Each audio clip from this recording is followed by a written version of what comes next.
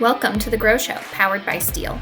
On The Grow Show, we share ideas, tips, tactics, and insights to help you grow your landscaping business based on our team's 40 years of experience running a landscaping company and working with other owners and their teams to do the same.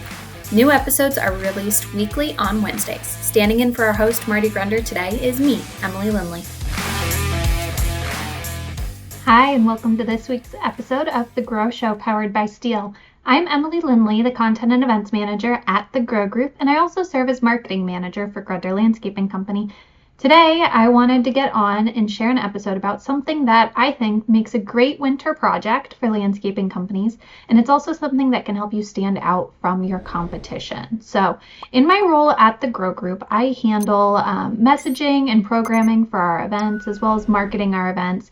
You've seen a lot of my work out there if you're seeing this podcast, if you get our great idea. I oversee kind of what topics we cover week to week, and this week I'm jumping on with a topic of my own based on my role at Grunder Landscaping Company as marketing manager. So in that role, I oversee our marketing efforts and a lot of communication that goes out to clients. I might draft something for the sales team to use. I set up anything that's going to be automated, and then also work on drafting any mass communications that we do, and oversee our social media, website, etc. So that's a little bit about me in case we haven't had the pleasure of meeting at one of our events. But today I really wanted to talk about something that's very important for landscaping companies to think about, and something that I'll be talking about more during a session at Grow 2025 in Columbus, Ohio, February 24th through 26th.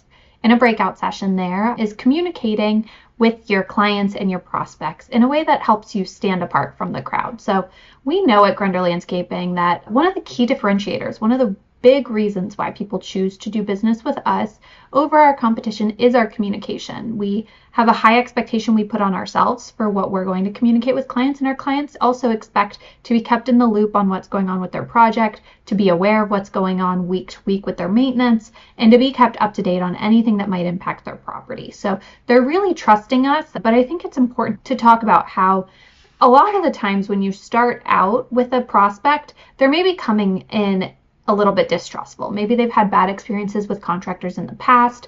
Marty always says during his sales training that many people are looking for reasons that you show them that you are not who you say you are, right? So they're coming in, they're already looking for where are the holes in the armor, where are the holes in their system, what are they saying they're doing and they're going to fall flat, and is that proving that they're not doing quality work, right? That's the assumption, is if you miss this, how are you going to pay attention to something else? So what we've really tried to put a focus on at Grunder Landscaping is automating communication where we can, where it's simple to.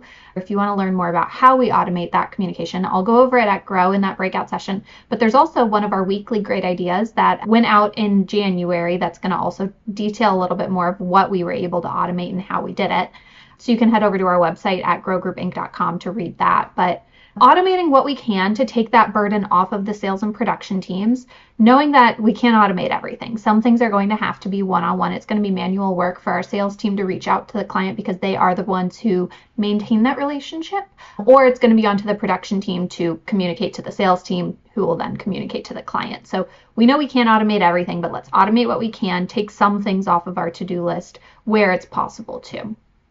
Number two, we're thinking through that client journey and where it's important for them to be getting that communication. So where are ways that we can maybe enhance the experience with things that are low effort, frankly. They're not a heavy lift. We look for the low-hanging fruit first, right? We're going to start out with what's easy to implement, what's easy for our team to use, what's already part of our process that maybe we can just make a little bit better. And one of those things that we've actually been doing for a very long time is our sales team introduction email. So that's what I wanted to spend today's episode talking to you about, maybe giving you an idea for a project you could set up.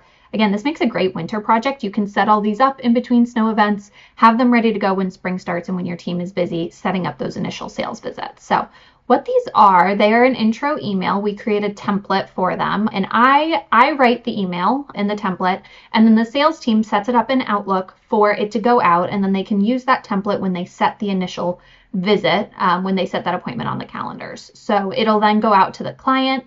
And what it is it really introduces the sales team. So we have a version of it that's for maintenance work. We have a version of it that's for design build. So there's two versions. And then we have alternating blocks in there for each salesperson. So each salesperson has a custom one that we've written for them, introducing them. And really our goal is to help our clients know who they're meeting, especially for our residential clients, they're going to want to know like kind of whose face to look for when they're showing up to their house. Obviously, they're going to be in uniform as well, but it gives everybody a sense of ease if you already know who you're looking for, you know who the person showing up is, and the person who shows up is who you're expecting to see at your house.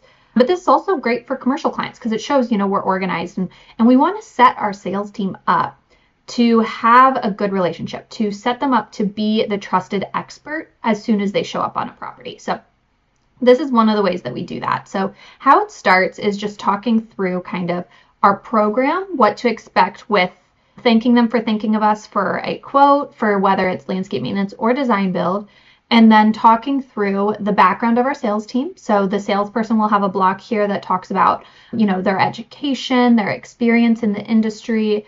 If they have a specialty, some of our salespeople do have specialties, some things that they focus on more than others or that they're really, really great at.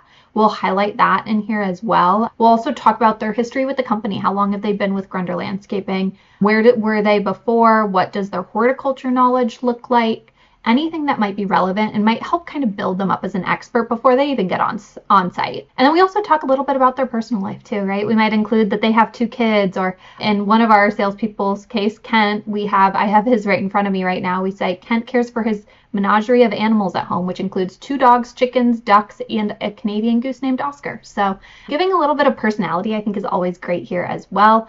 And then we include a photo of the salesperson along with a photo of a property that they're responsible for. So that might be a maintenance property if they're a maintenance salesperson, or it could be a project that they've designed if they're design build.